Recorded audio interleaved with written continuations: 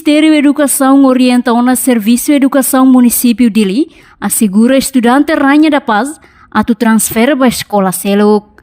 Secretário de Estado de Ensino Secundário no Técnico Vocacional, Domingos Lopes Lemos, jornalista Sira, liga o problema de estudante Rainha da Paz enfrenta ela de down.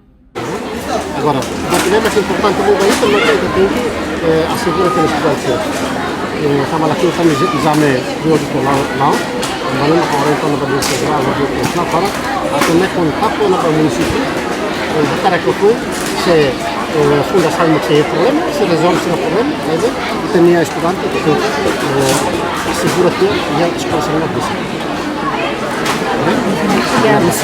Escola Rainha da Paz, com estatuto privado, mas bem Ministério da Educação tem que assegurar estudante Sira, se escola refere, também exame basic de daun ona.